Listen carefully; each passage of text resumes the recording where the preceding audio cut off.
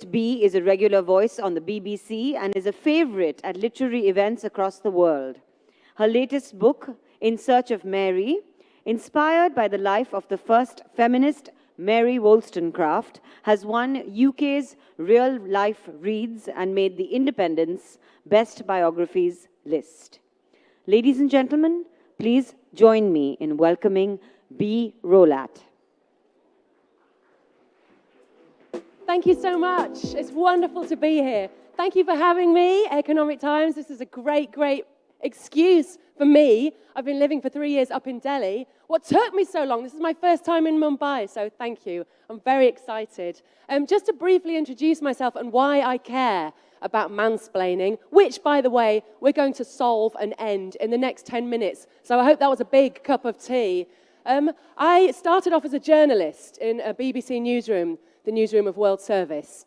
And in my early years, found it really hard to put my ideas out in the editorial meetings. And I found that in common with many other women, I would present my ideas in a very apologetic way. I'd say, well, we probably did this before, but, you know, how about, or I'd say, this might not work, but what if, whereas I noticed that the male people in the audience would say, okay, it's like this, and then we do that, yeah?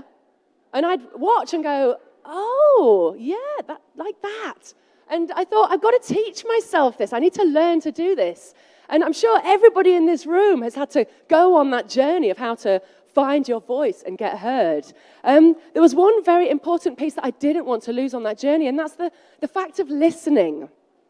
And listening is the missing piece when it comes to being mansplained, to mansplaining. Now, I was delighted to be invited here. And in the process of my emails, with the wonderful Prabha, the woman that brought all of this together, she sent a preliminary draft of the programme, and a little typo had sneaked in. Not Prabha's fault, I hasten to add. But my name had been changed from B. Rolat to Ben Rolat. And I thought, oh, okay, right, well, Ben, is it? Well, maybe a man. Maybe I should devise a male alter ego, and maybe he should come and explain mansplaining to you. So who wants to meet Ben? Who wants to meet Ben? Do you want to meet him or not? You want to meet Ben? You're sure about that? I mean, technically he was invited, so, okay, just one moment, please. Oh, what's she doing?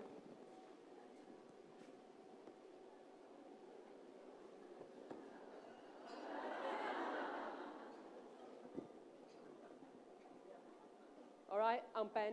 I'm Ben. I'm going to come down and chat to some of you ladies. Hello, love. What's your name? Afreen. What's your name? Afreen. I think you'll find that that's pronounced Afshi. Yeah, try again. No, so my second name is Vinod. People do refer. I think you'll find that that's pronounced Vinod. Yeah, I know that. Did you know that Vinod's actually, it's an Italian name? Not many people know that. It's from Italy.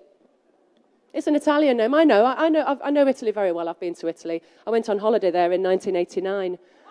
And I know a lot about Italy. Did you know pizza's not even their national dish? They don't eat spaghetti. No, you've been lovely. Well done. Beautiful lady here. What's your name? Harshada. And do you have a job? Yes. Oh, do you? Oh, okay. What's your job? I work on the sexual harassment domain. Oh. Nice meeting you. Right. Oh, you're a beautiful lady. Yes. What's your name? Panti. You're a beautiful girl. You don't need a job. Give her a little clap. She can get married instead. Oh, isn't she lovely? She's lovely. And where are you from? From Bangalore. Bangalore. I think you'll find it's pronounced Bangalore.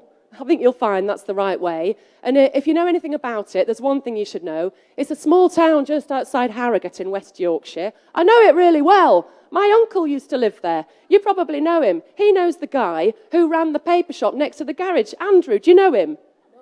You don't know him? I don't think she's really from Bangalore. So that was Ben. Should we say goodbye to Ben now? Yes. ouch, oh, free waxing service.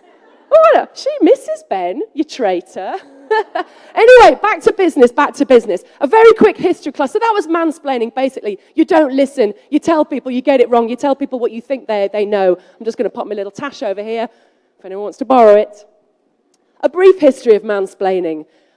The experience that my very collaborative friends just underwent has been around since time immemorial. This is nothing new. But finally, there's a name for it. And this is quite recent, actually. So in 2008, it was the brilliant writer Rebecca Solnit who wrote a piece in the LA Times called Men Who Explain Things.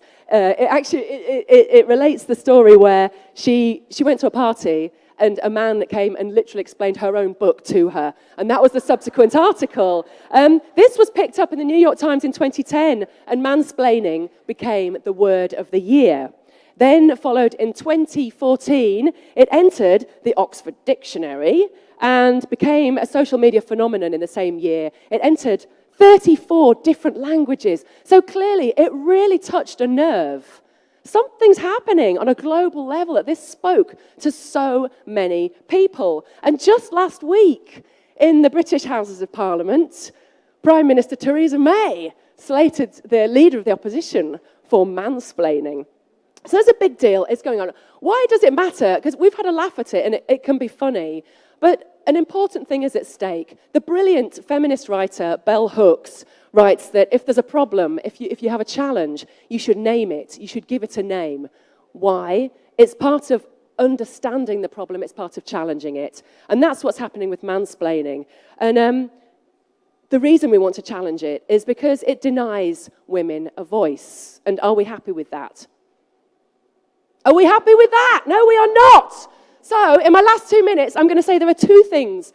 There are two things we can do about mansplaining. The first is naming it. Now you know what it is. When it happens to you, say something. Say something. Name it. And the other is a rather wonderful thing. It's a beautiful kind of sisterly idea called amplification. And it's what women do to prop up each other's voices. And I learned about this from my dear friend, the writer Rosalind de Mello, a friend of mine from the beautiful Jaipur Lit Fest.